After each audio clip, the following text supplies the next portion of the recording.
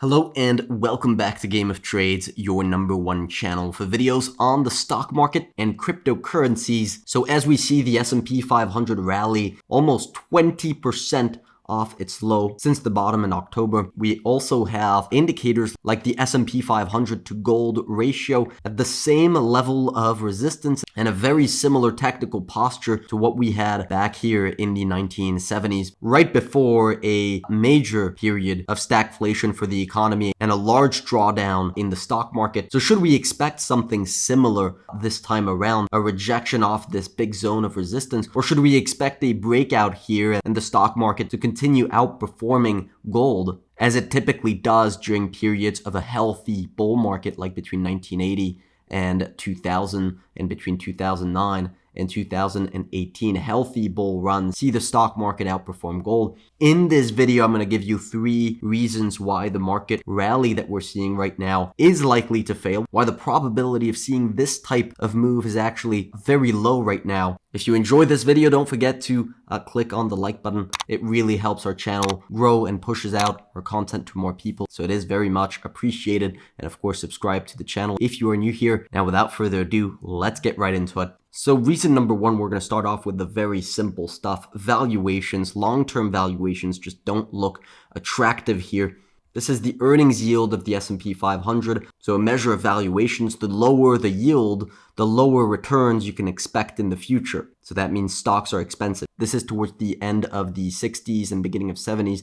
You can see how expensive stocks were after this massive bull run between 1940 and 1968. Same story right here between 1982 and 2000. Stocks got very expensive right here, and we actually saw very similar valuations to what we had at the top of the dot-com bubble in 2022 at the top of the market last year. So valuations are not a timing tool, although when you do see extreme valuations like 2000, like 1929, or like 1933 right here, or even 1982, extremely expensive valuations are good opportunities to sell, and extremely cheap valuations are good opportunities to buy, but it doesn't guarantee that stocks bottom here and stocks top here. It just gives you an idea of how much runway there is. In fact, as we speak, we are seeing a valuation rally here. These are the PE ratios, the forward PE ratios of the S&P 500, so another way of looking at valuations. And we are seeing valuations expand here as the market is pricing in a Federal Reserve pivot. It's pricing in inflation coming down, and so that's getting investors excited. But looking at this longer term, it's unlikely that we have a huge runway for valuations to expand. And that brings me on to the second reason why we don't think stocks can rally very significantly from here, because cash is more attractive than stocks. And this is a chart that we showed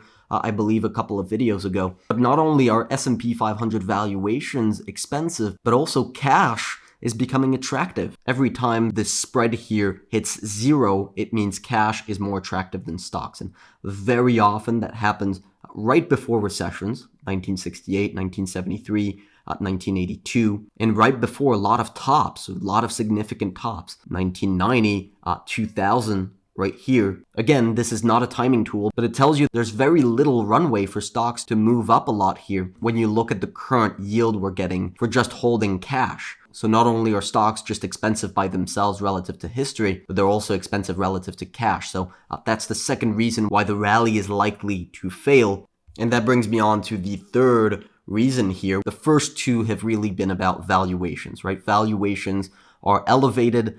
There's very little room for them to expand a lot more from here. How can the stock market rise if valuations don't go up? It can come from economic growth, right? As earnings go up, the S&P 500 goes up. Even if valuations stay flat, earnings go up, S&P 500 goes up. The problem is that if we take a look at this chart of how much people are spending since 2000, you can see economic growth tends to be relatively stable. It tends to follow this red line that I've drawn here. But look at what happened in 2021. Big spike in spending. What happened here? Stimulus, right? Everybody got paychecks from the government and they were able to use that to go out and spend and buy everything that they wanted. Now what we're seeing over the past few months, ever since really the beginning of 2022, we're seeing the savings rate absolutely plummet to the lowest levels we've seen since 2009. 2007, right before the global financial crisis. So most of that stimulus money that actually created that big jump in spending and created this big boom in the stock market that we had in 2021, fueled by all that stimulus and all that excessive spending, most of that is probably gone or is very soon going to be gone at the rate that these personal savings are going. So unless we get another big stimulus boom, it's likely that this blue line that you see on this chart here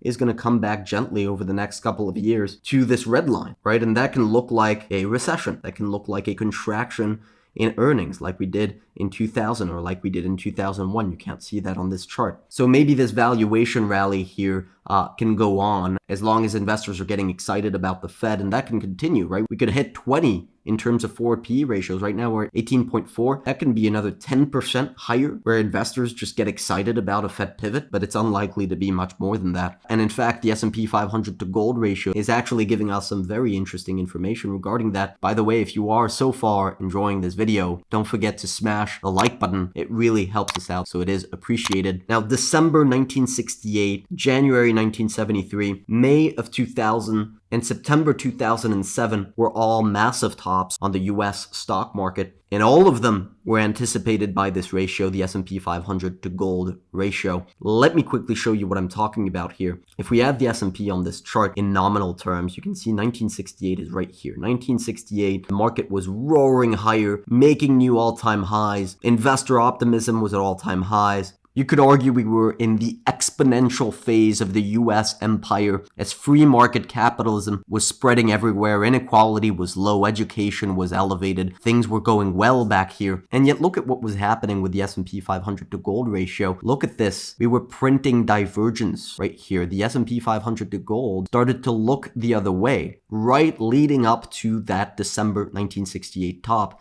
and eventually a vicious bear market that wiped out half a decade worth of gains. Now let's fast forward to 1972. Again, market making new all-time highs here, investor sentiment picking back up after this vicious bear market, and look at what's happening to the S&P 500 to gold ratio. It's going down. Now, in both of these instances, the market was rallying throughout that period, but market participants were favoring gold. They were bidding up gold more than the stock market. Why? Because they were pricing in the fact that inflation was going to come back in a big way, which is exactly what happened and eventually did crush the market.